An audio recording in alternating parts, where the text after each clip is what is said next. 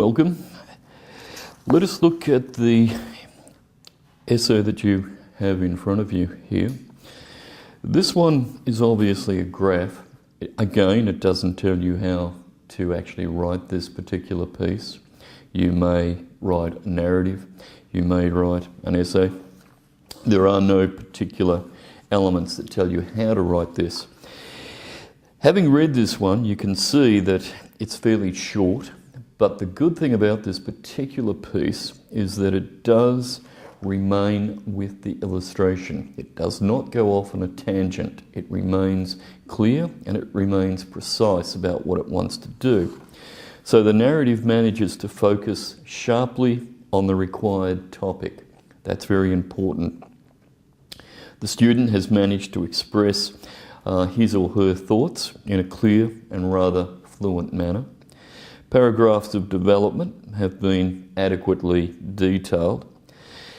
You will notice that much of the narrative is rather repetitive. This has weakened the piece, and the fact that it is fairly short is also another problem.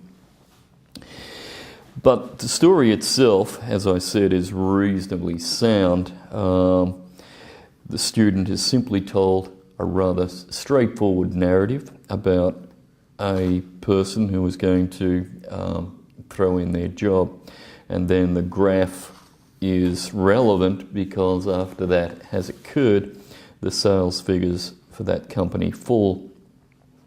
There is one spelling error within the piece, which shouldn't be there. The language that the student has used, you will notice, is very, very simple. Sentence structure, again, is very simplistic. One of the paragraphs consists of 2 lines, which is really not enough. A good paragraph really probably needs anything up to 9 to 10 lines in order to get the detail that is necessary into the writing. In this case, 2 lines for a paragraph, you can see, is not really enough. If you look at that particular paragraph, it simply states, the man couldn't take the pressure anymore, so he decided to quit instead of being fired. So, why that's there is rather strange as well, because the opening sentence tells us the same thing. So this is what I mean about the repetition within this particular piece. So when you are writing your own essays or your own creative pieces of writing, ask yourself, am I repeating myself, or have I placed in sentences that are really not necessary? And in this case, the student has done exactly that. So you've got to be very, very careful about not repeating the sentences that make no sense anyway, and therefore try to avoid those wherever you can. With this particular piece, as I said, the student has attempted to tell a reasonable story. The good thing about it is that it does concentrate mainly on the graph itself, and that is a good thing. But as I said, because of the poor choice of vocabulary, because of the poor choice of sentence structure, the piece has not been as successful as it could have been. The final paragraph here as well states, the man quit his job and cheered himself up with parties. He did not realise that after he left, the car company lost all of its customers and had to close down. Now, all right, that's a reasonable ending to this particular piece, but it doesn't really tell us much.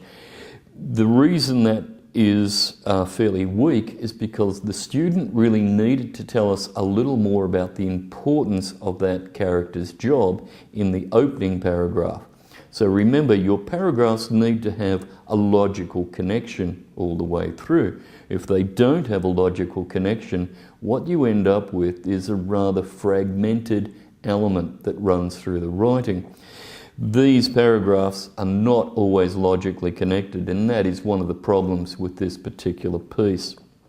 So remember, when you are writing your own piece of writing here, make sure that each of your body paragraphs is logically connected all the way through. Make sure that you have enough detail in each of the body paragraphs to make sure that the points that you are making are clear and precise all the way through. Attempt again to vary the language that is being used here.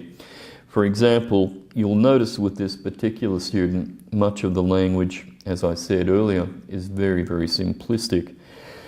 The morning came quickly as the man prepared to resign his job. Well, as he held his letter, he stood on his balcony staring at the sky, thinking if his decision was accurate. Accurate is perhaps not the best word to choose there as well. Whether his decision was appropriate would have been a better word to have used there. So be careful of choosing inappropriate language as well, which doesn't really fit the point that you're trying to make. And unfortunately, there are a number of inappropriate words in this one that don't really fit. You'll notice with the next paragraph here again, the student goes on to say, he was once a very successful businessman who lifted the market with his skills. The man sold more and more cars and soon became very rich. However, what goes up has to come down. Jealous colleagues tricked him, and all that year his sales went down. His reputation soon went with it. There's not enough information there.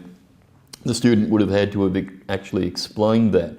Now, it's true that you only have 15 minutes in order to complete a story. But just because of the time factor doesn't mean that you cannot at times place in some information that's absolutely vital for the story to be fully understood. And unfortunately, these are just statements. They're not really becoming terribly clear, and therefore the narrative itself has remained rather vague throughout this particular piece.